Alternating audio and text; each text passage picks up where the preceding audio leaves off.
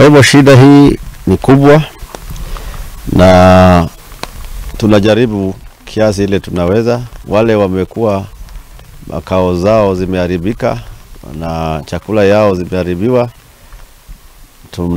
tumeweza kuwapatia chakula na tunaendelea na hiyo mpango. Sehemu ile hatukufikia bado, tutajaribu kuwafikia. Kuna sehemu zingine hatuwezi kuwafikia kwa sababu barabara haziko.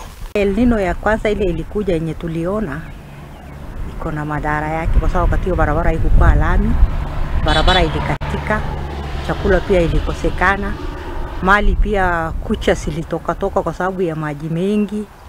Usiku na mchana mvua ilikuwa inanyesha, hata kuna vile mtafanya kazi, maharage ikaribika kwa shamba, mahindi ikiwa imemea, ile nyingine inataka kukauka, nyingine hiyo tu inaanza kumea tena kwa nini.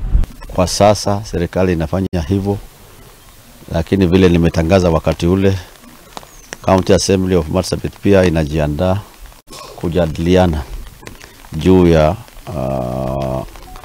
ile msaada tunaweza kusaidia watu wetu kuangalia through supplementary budget. Unajua wakati ya mvua kama hiyo ikinyesha, ikileta maji, hata mgonjwa inaweza kuwa mingi.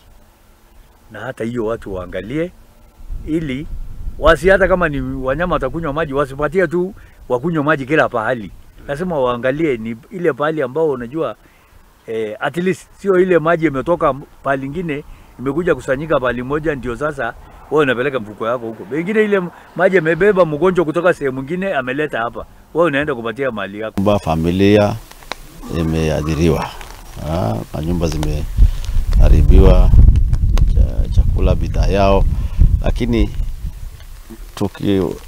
water inspectors wetu wakituma ripoti na bado inaendelea. So hatuwezi kusema kwa sasa, kwa sababu hata jana usiku kuna sehemu zingine imenyesha zaidi, right? Na hata saa hii mnaona vile tuko hapa saa hii naweza kunyesha anytime.